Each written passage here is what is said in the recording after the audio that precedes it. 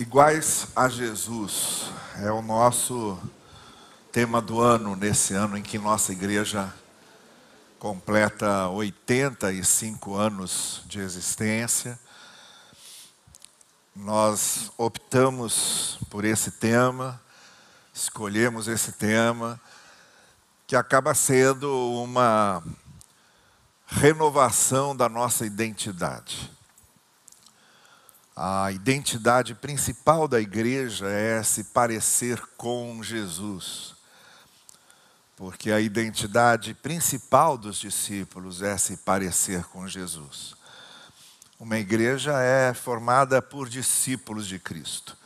Aqueles que estão na caminhada, que estão na peregrinação, aprendendo cada vez mais a se parecerem com Ele, sendo transformados gradativa e consistentemente no seu caráter, na sua mente, no seu coração, sendo trabalhados, lapidados pelo Espírito Santo de Deus nesse processo de seguir a Cristo. Então é por causa dessa identificação total da igreja, que é a comunidade dos discípulos, que nós queremos nesse ano lembrar exaustivamente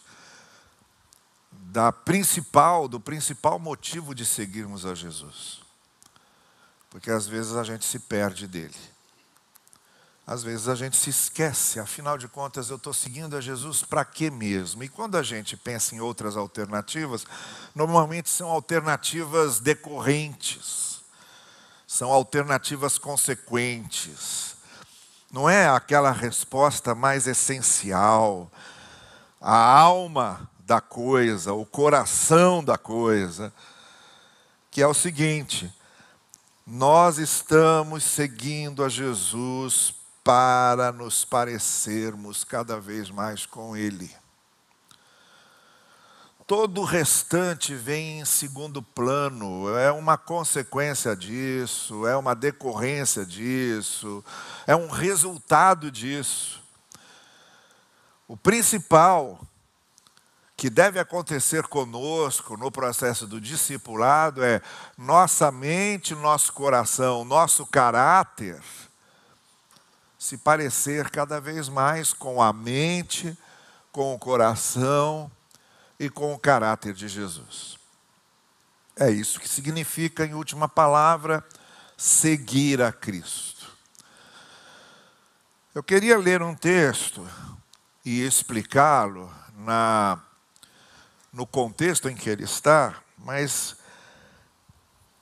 espero que ele nos inspire a algumas reflexões que se tornam cruciais para quem quer se parecer com Jesus e quem quer, na caminhada do discipulado, ir se assemelhando cada vez mais a Ele.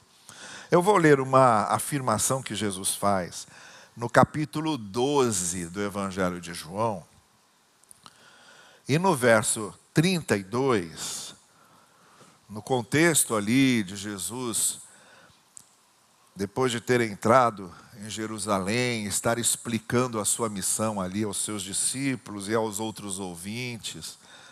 Quando você chega no verso 32, Jesus diz assim: mas eu, quando for levantado da terra, atrairei todos a mim.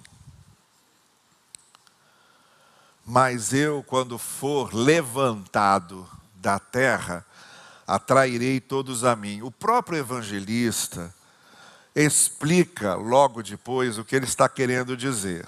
No verso 33 ele explica: ele disse isso para indicar o tipo de morte que haveria de sofrer. É claro que então o ser levantado tinha a ver com a crucificação. Essa é uma explicação que João dá.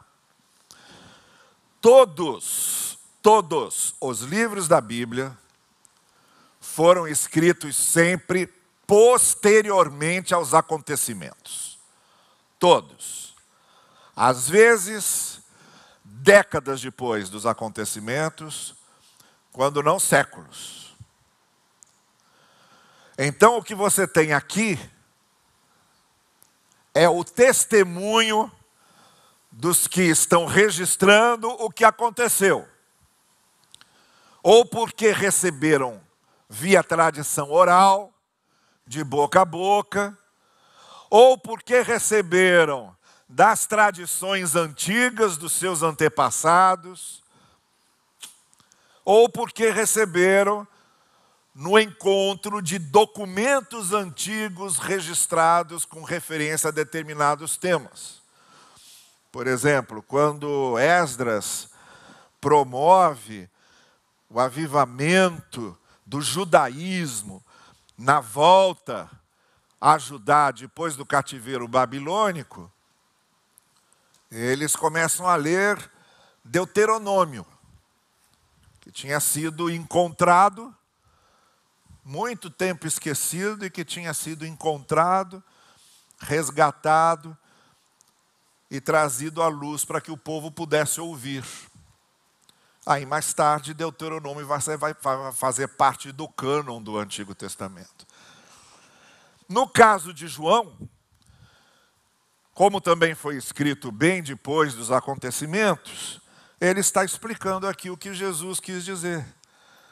Porque os discípulos só ligaram os pontos, só foram entender tudo o que Jesus tinha dito depois da ressurreição, quando começaram a sentar para conversar sobre o que criam, para trocar suas experiências, para sistematizar de alguma forma a visão coletiva de Jesus. Então aí começaram a escrever seus testemunhos a respeito de Jesus.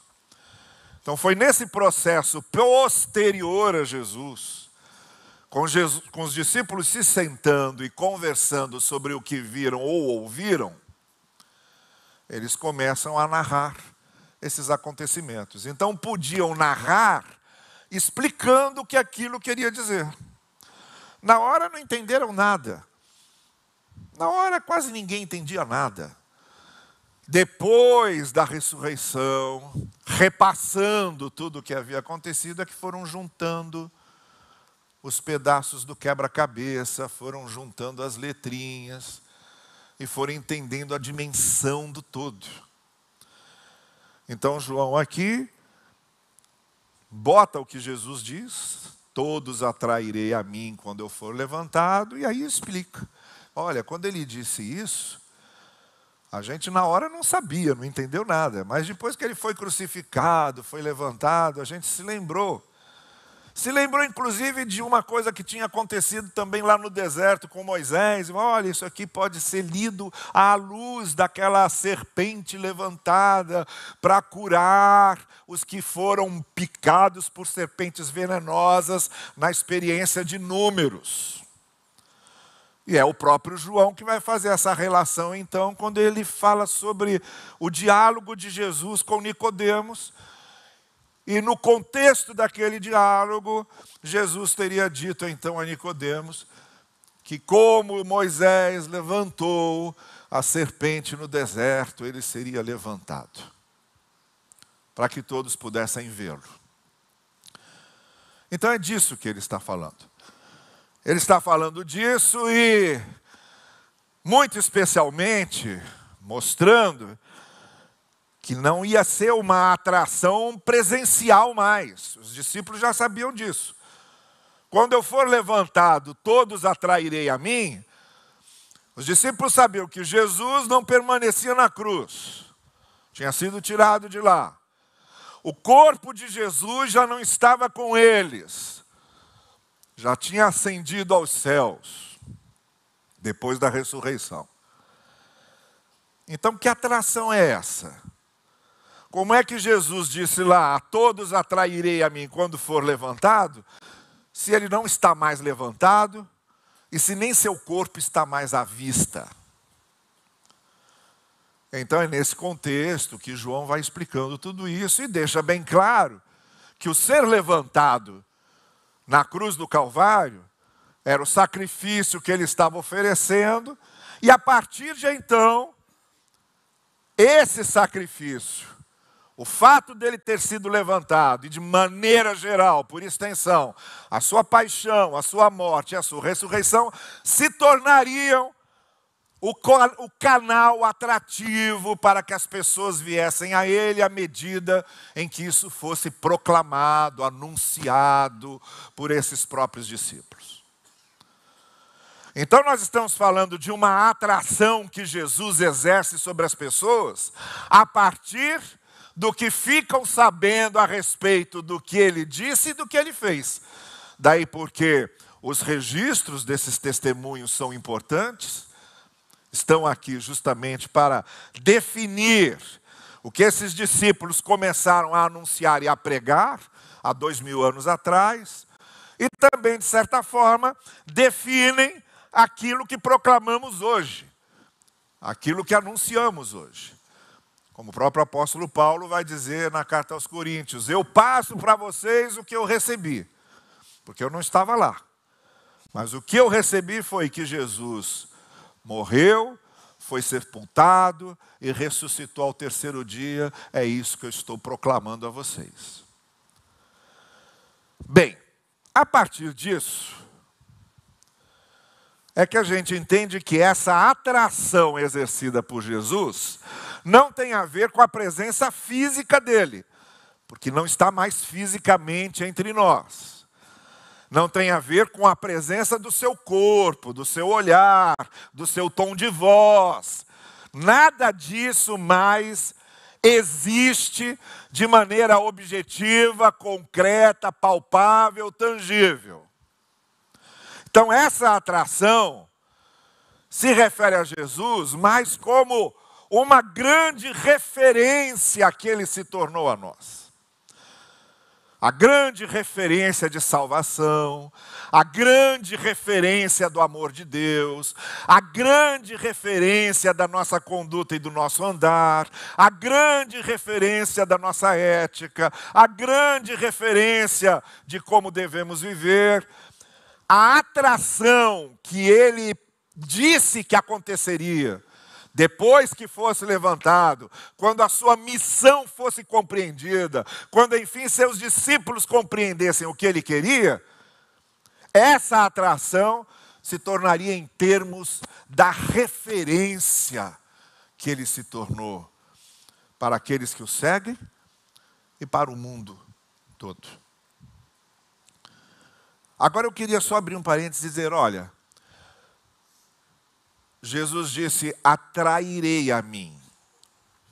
Eu quero fazer essa referência porque nós, como aqueles que querem ser iguais a Jesus, se queremos atrair pessoas a Jesus, se queremos atrair pessoas a essa referência, porque é a nós que ele usa também para fazer essa atração, temos de compreender bem que Jesus disse: atrairei a mim.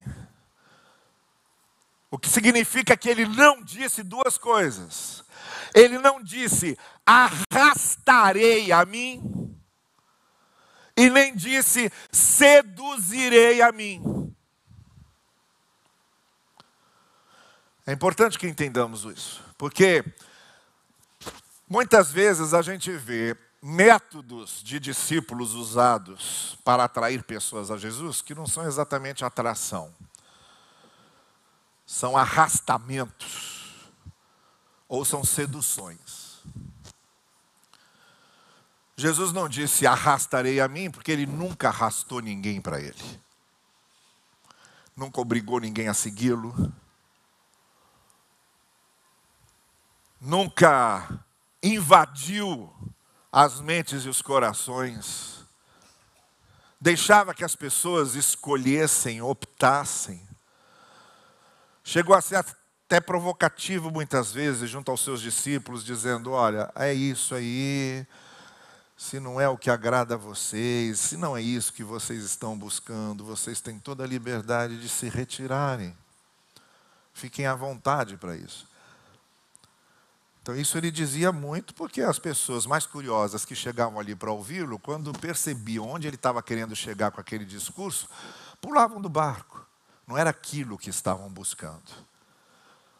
não atendia aquelas expectativas. Então ele não arrastava as pessoas, mas também não seduzia, não mascarava uma realidade, não criava uma fantasia.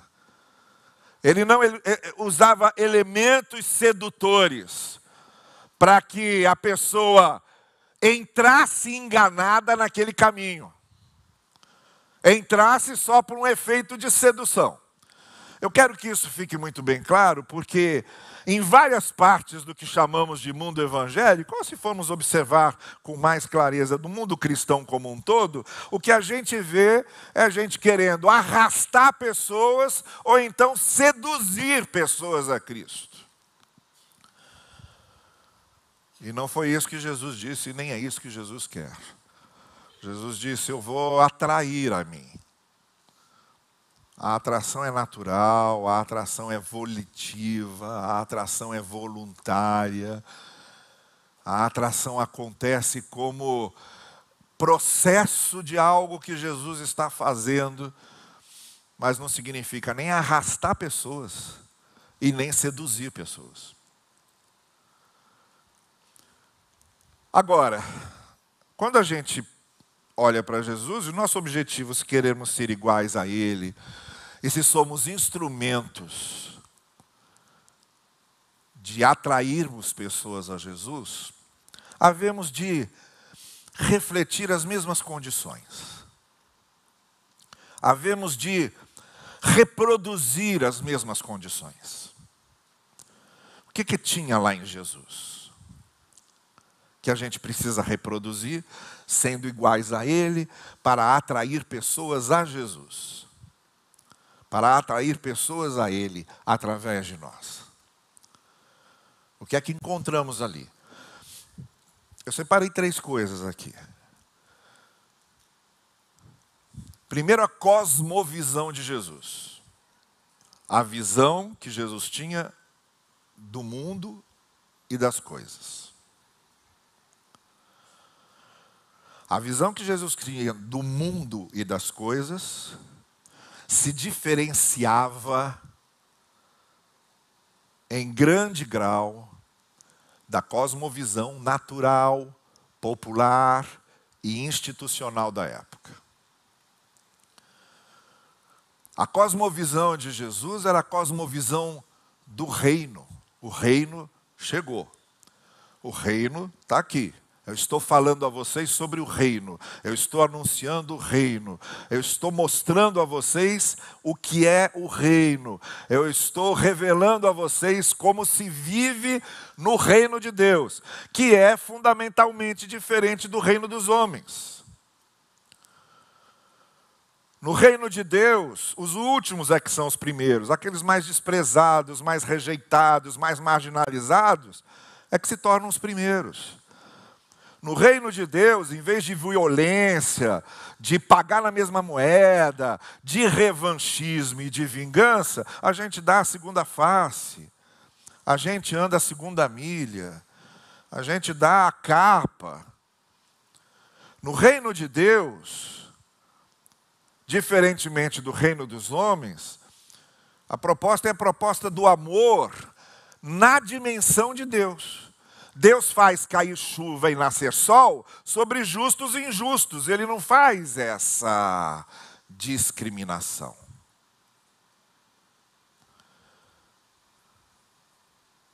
O plantador pode levantar de manhã e dizer: graças a Deus pelo sol que veio na hora certa, graças a Deus pela chuva que veio na hora certa. E o sol e a chuva continuam se levantando e caindo sobre ele.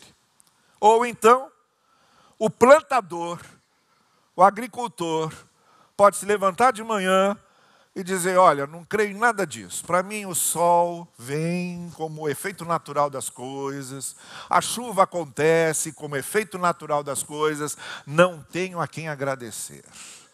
O que eu planto aqui é produto meu, esforço meu. Eu plantei, eu cuidei, eu colho, eu vendo. E não devo a ninguém isso. é meu trabalho. Sobre ele, disse Jesus, continuará levantando o sol e caindo a chuva.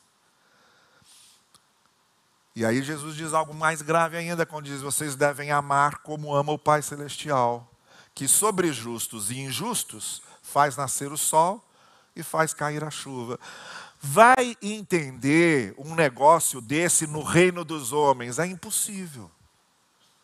É impossível. Mas não é a lógica do reino de Deus. E Jesus está revelando e plantando e semeando a lógica do reino de Deus na nossa cabeça, no nosso coração, que às vezes não consegue compreender direito isso. Então, aqueles que querem ser iguais a Jesus, precisam entender que o que atraía muito as pessoas para Jesus era a sua cosmovisão. Era a sua visão de mundo e das coisas. Era a maneira peculiar como ele interpretava como eram as coisas. Isso dava problema também? Dava, muito. Muito. Jesus ficou o ministério dele inteiro confrontando pessoas que não aceitavam essa cosmovisão. Que rejeitavam essa cosmovisão. E muito especialmente porque essa cosmovisão não se enquadrava no sistema religioso deles. E quando eu estou falando do sistema religioso, não se enquadrava no sistema mosaico que eles aprenderam a vida toda. Aí Jesus tinha de confrontá-los. A cosmovisão de Jesus era diferente da cosmovisão ensinada por fariseus, mestres da lei, sacerdotes, escribas. E o diabo a quatro. Bem, a cosmovisão de Jesus, embora causasse problema para muita gente, e até afastasse muita gente, também atraía muita gente. Que de repente começava a prestar atenção naquilo e dizia, peraí, tem uma coisa nova aqui. E é tão novo, que a gente vai começar a chamar de boa nova. Que a gente vai começar a chamar de notícia boa, de novidade boa, ou de evangelho. Porque evangelho significa exatamente essa novidade que Jesus trazia, essa cosmovisão nova que Jesus trazia e que, de certa forma, surpreendia a muitos. Bem, cosmovisão. Muita gente foi atraída pela cosmovisão do reino de Jesus. E se queremos atrair pessoas para Jesus, havemos de reproduzir a mesma cosmovisão do reino. Porque é a cosmovisão dele. Talvez a gente nem entenda direito, mas é a cosmovisão dele. A segunda coisa, havia alguma coisa ali de personalidade. Tinha algo na personalidade de Jesus que atraía as pessoas. No jeito dele ser. Na maneira como ele agia e reagia. Na maneira como ele adequava perfeitamente o que ele cria e o que ele vivia. A sua cosmovisão com a sua prática. O que faz a personalidade de alguém, talvez seja exatamente essa harmonia entre o que pensa e o que faz. O que acredita e o que reproduz. Durante muito tempo, Jonathan Wolken, um pregador dos Estados Unidos, recebia a visita de um homem da cidade que era completamente ateu, não cria em nada. Sentava-se lá, entretanto, todo domingo ouvindo Jonathan Wolken pregar. E lá na saída, quando ele perguntou, escuta, me mata uma curiosidade, você é nitidamente, reconhecidamente aqui na cidade, como um ateu empedernido, não acredita em nada. Agora, Eu vejo você aqui todo domingo, sentado e ouvindo. O que é que você vem buscar? E o homem disse, olha, é muito bom a gente sentar e ouvir. Não porque crê a mesma coisa da ele, mas porque vê que ele vive exatamente o que ele crê. E na personalidade de Jesus havia algo muito nítido disso, dessa harmonia entre o que se pensava e o que se vivia. Então o que você tinha lá, nessa personalidade de Jesus, podia gerar assim, entranhamento e estranhamento. Também, da mesma forma como a sua cosmovisão, a sua personalidade, essa maneira de agir e de reagir, causava entranhamento, isso. Entranhava as pessoas na sua mensagem, trazia as pessoas para a sua mensagem, atraía as pessoas na sua mensagem. Mas a sua personalidade também causava estranhamento, afastava pessoas e abria um leque de opções para que pudessem, de certa forma, criticá-lo impiedosamente, como fizeram durante todo o seu ministério. Mas tinha uma singularidade ali que ninguém podia negar. Algo singular. Por exemplo, os fariseus amavam a lei. Amavam a lei. Jesus amava a lei, mas não era legalista.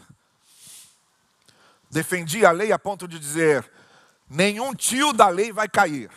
Mas ao mesmo tempo, quando chegava sábado, mandava os discípulos colherem espigas, curava no sábado, e ninguém entendia nada.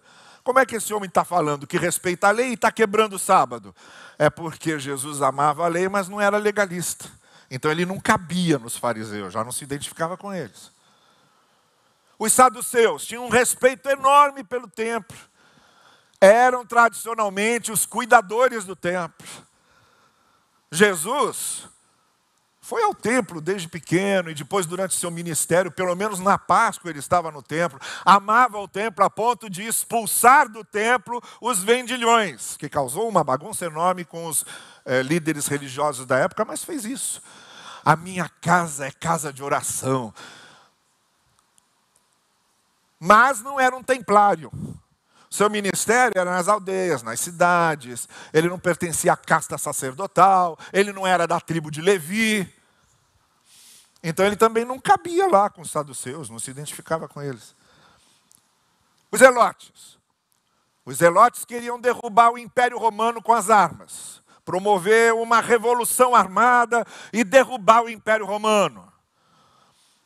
Jesus fez críticas a Herodes, chamou Herodes de raposa. Conheço essa raposa. Fez críticas a César. Limitou o poder de César, dizendo, deem a César o que é de César e a Deus o que é de Deus. O que significa dizer, deem a César só o que é de César. Quando começar a pedir o que é de Deus, você já não tem mais nenhuma obrigação com ele. O que era extremamente revolucionário, no imperialismo, que obrigava todo mundo a dizer que César era o único Senhor. Mas também não aceitava a violência como ação política. Quando Pedro tirou a orelha do soldado, ele foi lá e repôs e disse para Pedro, ó, se pegar na espada, vai morrer pela espada. Está preparadão para esses impulsos heróicos, tem que estar preparado também para morrer. E a gente vê depois que Pedro não estava preparado para morrer, coisa nenhuma. Então ele não cabia também nos zelotes. Não se identificava com os zelotes, tinha essa singularidade. Os essênios. Era outro grupo de judeus que vivia nos mosteiros. Os manuscritos do Mar Morto foram descobertos no mosteiro essênio. João Batista era essênio. Viviam retirados nos desertos, só em oração, em reflexão. Jesus se retirava para orar, às vezes, para se afastar da multidão que não largava do pé dele, ia para lá, para um monte, subia ali um pouquinho, para ficar sozinho, sem aquela murmuração o tempo todo, aquela falação o tempo todo, para orar sozinho. Ele fez isso várias vezes, mas Jesus não era um monge, ele não era um essênio. O primeiro milagre que ele fez foi numa festa de casamento.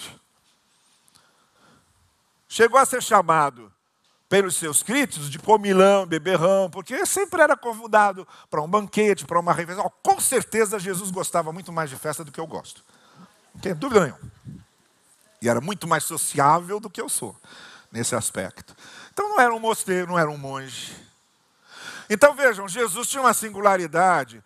Jesus não cabia nos fariseus, não cabia nos saduceus, não cabia nos zelotes, não cabia nos essênios. Por isso que eles se juntaram todos e planejaram matar Jesus. Só que Jesus não cabia também no túmulo, ressuscitou ao terceiro dia e vive para sempre. Ele tem essa singularidade. Jesus hoje, com certeza, eu boto meu pescoço na forca, também não se identificaria com católicos, com protestantes, com ortodoxos. Não se engavetaria em nenhuma dessas correntes teológicas.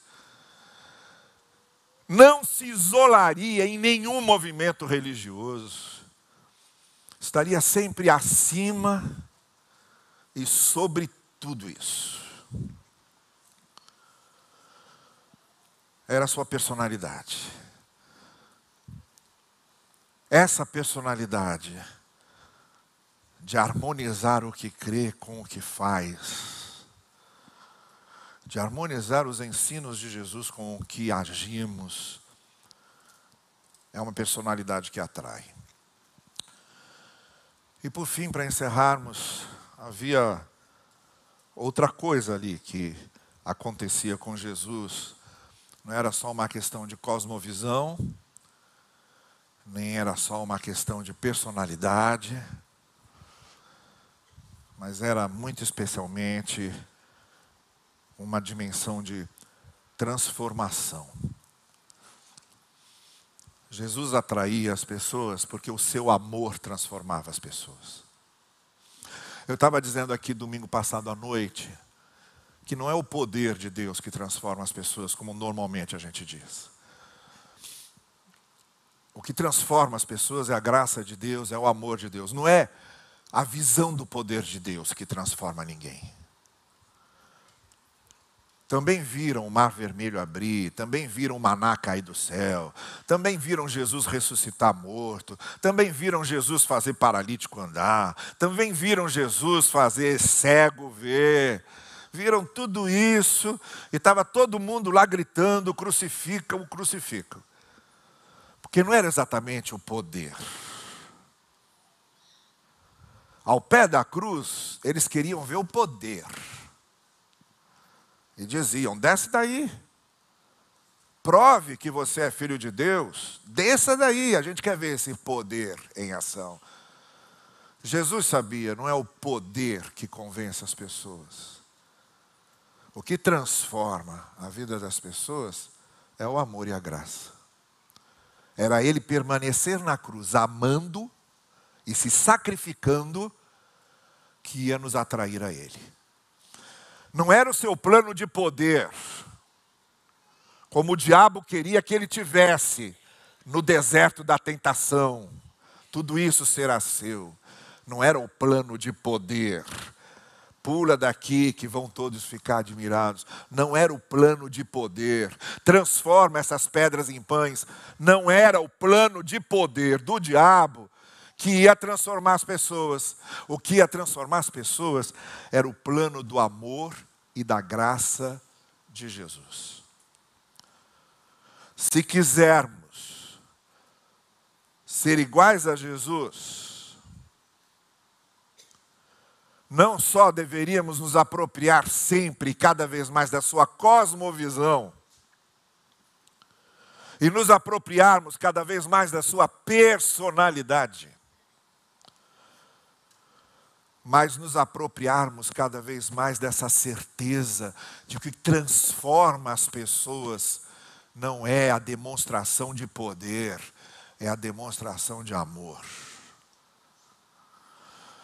Por isso, os que querem dar testemunho de Jesus e ficam se importando com poder, e se vendem pelo poder, e reduzem suas expectativas ao poder, estão longe, definitivamente estão longe de qualquer coisa que possa se parecer com Jesus.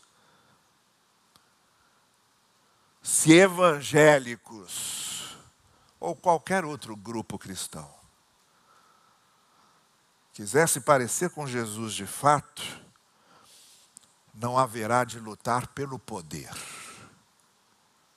Haverá de demonstrar amor, misericórdia, compaixão e graça. Porque era isso em Jesus que transformava as pessoas. Nós não somos transformados porque Deus é poderoso. Nós somos transformados porque Deus nos ama. Não somos transformados porque Deus pode abrir o mar vermelho. Nós somos transformados porque Deus enviou o seu Filho unigênito para morrer por nós e para que todo aquele que nele crê não pereça, mas tenha vida eterna.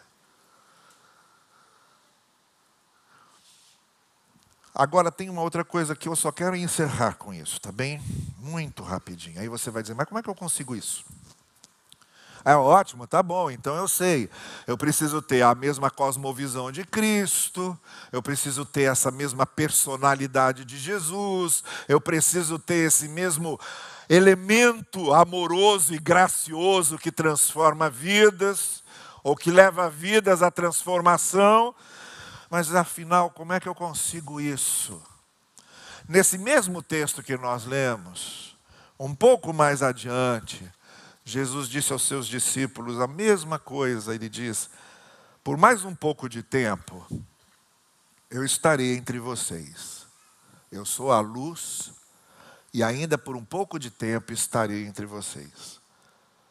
Andem nessa luz, para que as trevas não os surpreendam. Pois aquele que anda nas trevas não sabe onde está indo. Creiam na luz enquanto vocês têm a luz, para que vocês se tornem filhos da luz. A gente está com o mesmo problema dos discípulos.